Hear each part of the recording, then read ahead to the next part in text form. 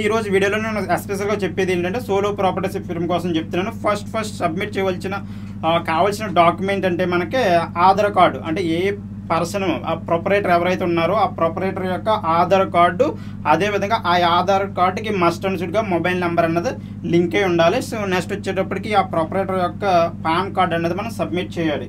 So next వచ్చేటప్పటికి ఇక్కడ మనం ఈ ఆధార్ వెరిఫికేషన్ అనేది మనం డిజీ లాకర్ ద్వారా వెరిఫై చేస్తాం. సో మోస్ట్ ఆఫ్ ది పర్సన్స్కి డిజీ లాకర్ ఐడియా ఉండే ఉంటుంది.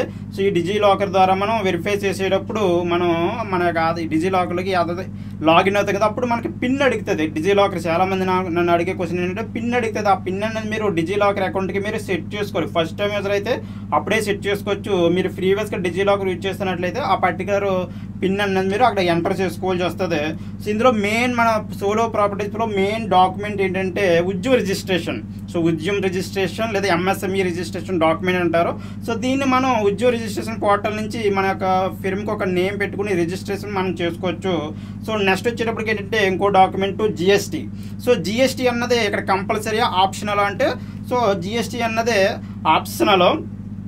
సో నెక్స్ట్ వచ్చేటప్పటికి ఏంటంటే మీరు ఇక్కడ జిఎస్టీ మీరు ఏంటంటే మన టర్న్ ఓవర్ బట్టి మీరు జిఎస్టీ అనేది తీసుకుపోవచ్చు. సో కాకపోతే ఏంటంటే రిజర్వ్ పేమెంట్ గేట్వే తెచ్చుకోవడానికి అయితే ఉద్యోగ రిజిస్ట్రేషన్ ఉంటే వాళ్ళు పేమెంట్ గేట్వే అనేది ఇస్తున్నారు. సో జిఎస్టీ కూడా ఉంటే ఇట్స్ బెటర్. సో నెక్స్ట్ వచ్చేటప్పటికి మీకు బిజినెస్ మీ ఎక్కడి నుంచి మీరు ఆపరేట్ చేస్తారో సో ఆ పర్టికులర్ బిజినెస్ అడ్రస్ అనేది మనం సబ్మిట్ చేయాలి.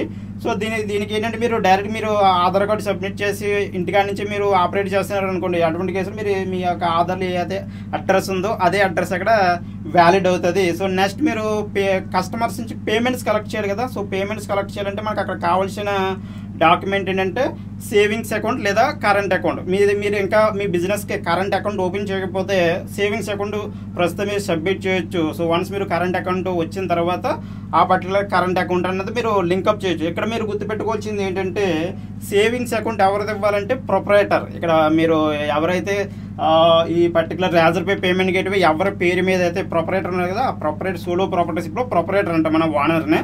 సో ఆ ప్రొపరేటర్ సేవింగ్స్ అకౌంట్ మాత్రమే ఇవ్వాలి. వేరే వాళ్ళు చేస్తే వాళ్ళ యాక్సెప్ట్ అవకాశం ఉండదు. అదేవిధంగా కరెంట్ అకౌంట్ కూడా మీరు ఏ సోలో ప్రాపర్టీస్ ఫిర్మ్కి అయితే కరెంట్ అకౌంట్ తీసుకుంటున్నారో, ఓకే ఇప్పుడు మనం మల్టిపుల్ సోలో ప్రాపర్టీస్ ఫిర్మ్స్ అనేది పెట్టచ్చు. బట్ ఏంటంటే మీరు ఏ సోలో ప్రాపర్టీస్ ఫిర్మ్ మీద ఆ పర్టికులర్ నేము అదేవిధంగా ఈ కరెంట్ అకౌంట్ ఉన్న నేము రెండు మ్యాచ్ అయ్యే విధంగా ఆ పర్టికులర్ కరెంట్ అకౌంట్ మాత్రం మనం సబ్మిట్ చేయాలి.